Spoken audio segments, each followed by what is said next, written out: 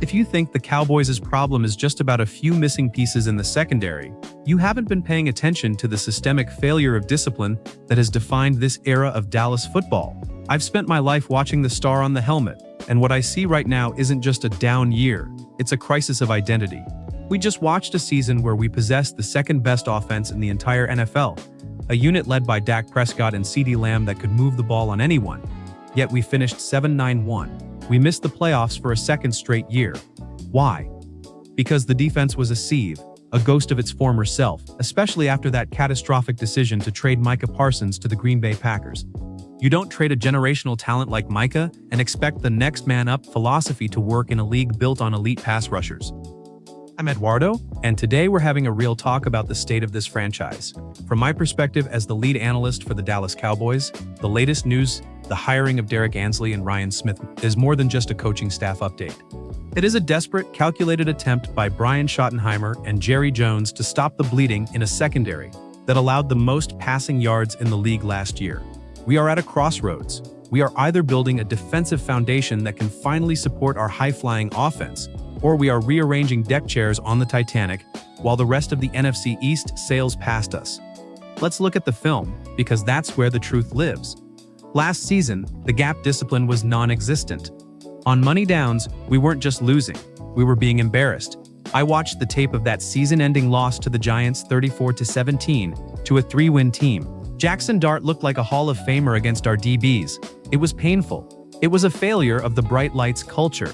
When you play for America's team, the pressure is a privilege, but last year, it looked like a burden. Now, Jerry has brought in Christian Parker as the new defensive coordinator, and Saturday's news confirms the rest of the puzzle. Derrick Ansley as the defensive pass game coordinator, and Ryan Smith to coach the secondary. If I'm being blunt with Cowboys fans, these are Saban-style hires. Ansley comes from the Nick Saban coaching tree. He's a guy who understands how to press, how to disrupt timing, and how to demand absolute accountability from his corners. He's worked with Trevon Diggs before at Alabama. He knows what greatness looks like.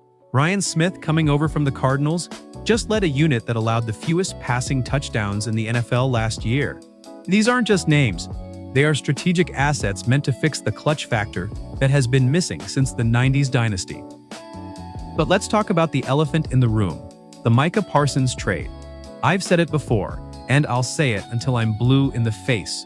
Trading the best defensive player this franchise has seen since DeMarcus Ware or Bob Lilly was a gamble that hasn't paid off. Yes, we got Kenny Clark and those draft picks, and yes, we made the blockbuster move for Quinnen Williams to shore up the middle, but we lost the edge. We lost the fear factor. When the Cowboys of the 90s stepped onto the field, when Aikman, Irvin, and Smith were the triple threat, they knew the defense, led by guys like Charles Haley and Darren Woodson, would get the ball back. Right now, our offense is playing with a hand tied behind its back because they know they have to score 40 points just to have a chance. From my perspective, Brian Schottenheimer is in the hot seat, whether Jerry wants to admit it or not. 7-9-1 is not the standard. This isn't a building year. In Jerry world, every year is a Super Bowl year or it's a failure. I look back at the Tom Landry era, the stoicism, the precision. I look at Jimmy Johnson's fire. We need that back. We need these new coaches, Ansley and Smith, to bring a level of nastiness back to the secondary. I want to see our DBs playing with the same gap discipline that made the 1992 squad legendary. I want to see them fighting for the ball on every snap. The NFC East is not waiting for us to figure it out. The Eagles are reloading, the Commanders have found their rhythm, and even the Giants are finding ways to punish our mistakes. If we don't capitalize on the talent we have, and make no mistake, with George Pickens now in the mix alongside CeeDee and a healthy Dak, we have the weapons. We are going to waste the prime of one of the best quarterbacks this franchise has ever had. Dak is entering year 11. He's putting up the numbers, he's taking the hits, and he's taking the blame. But as I've analyzed the film, the blame lies with a front office that thought they could out-scheme the loss of elite talent.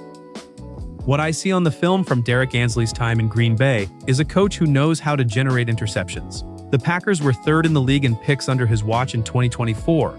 That is exactly what this Dallas defense needs: turnovers. We were third worst in turnover differential last year. You cannot win in the NFL. You certainly cannot win a Super Bowl if you are giving the ball away more than you take it.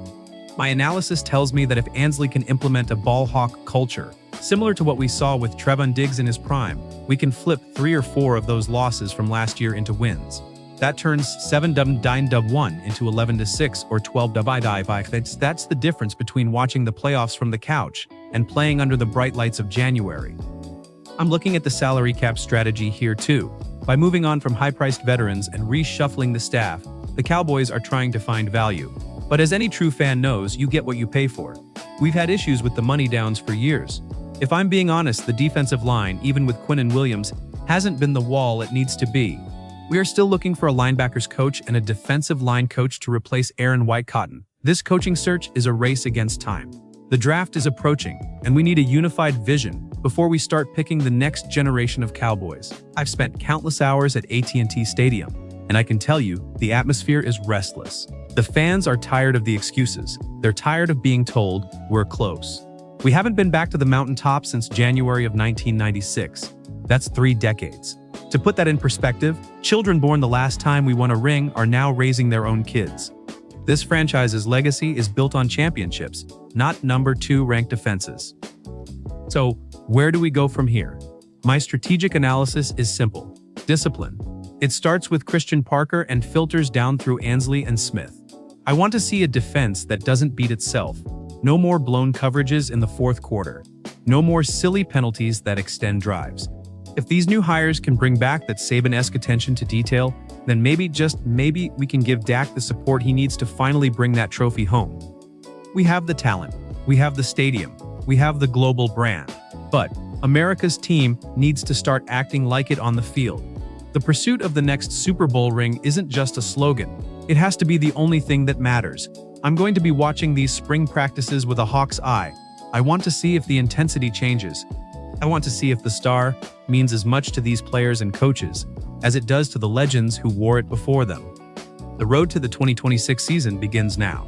These coaching hires are the first step, but they are just the beginning of a long journey to reclaim our throne. We don't just want a winning record, we want dominance. We want the world to know that when you step into Jerry World, you're in for a fight. I'm Carlos Eduardo, and I'll be here every step of the way, breaking down the film and giving you the blunt truth. Because for the Dallas Cowboys, good enough is never enough. We are chasing immortality. Let's see if this new staff has the heart to get us there.